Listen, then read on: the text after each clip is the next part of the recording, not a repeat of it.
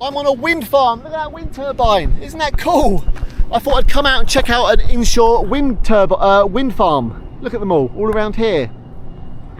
I'm down at the little Cheyne Court Wind Farm down near Canberra on the south of the country. And this great big wind farm was built by Empower at a cost of about 50 million. And there's 26 of these wind turbines. They're 115 metres tall each. That's 377 feet tall each. And each one of these generates about 2.3 megawatts of electric.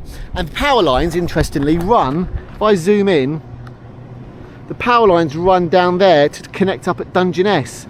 And that's particularly interesting because we're currently fighting a battle from National Grid with the Sealing project, trying to run their cables into Pegwell Bay. What they've done here is they've connected to Dungeness, which is, you know, an alternative.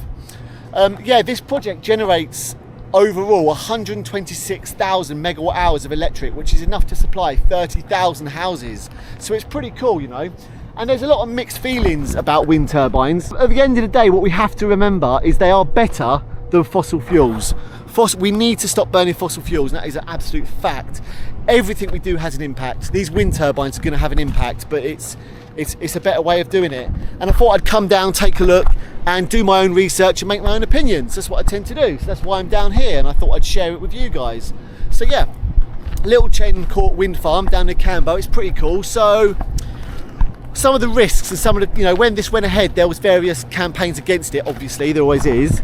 You know, it's a bit of a blight on the landscape having these things spinning around. Can you hear the noise as well?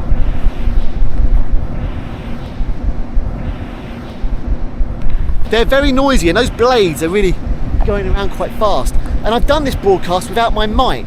Now here's the interesting thing.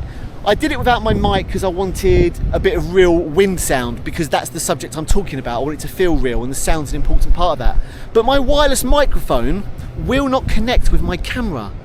And I'm thinking it's because of interference from these turbines. So that's quite interesting, isn't it? I'm not sure, but that's what I'm thinking.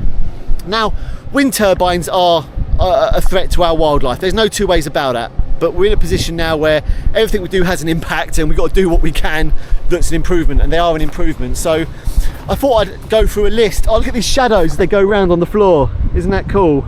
I thought I'd go through a list of like man-made threats to wildlife. Right at the very top, by an absolute long way, the biggest man-made threat to our wildlife and our birds is cats, by a long shot. Then after that is collisions with our buildings and glass. Then after that is collisions with vehicles. Then it's poison, collision with power lines, electrocution, and then right at the bottom of that is wind turbines. And there's various things we can do with these wind turbines to lessen the impact, and I don't think they've done any of them here. Maybe I'm wrong. This is not my expertise, wind turbines. Look at that above me. So what we can do is we can paint the tips of the blades black so they stand out more and they can see them.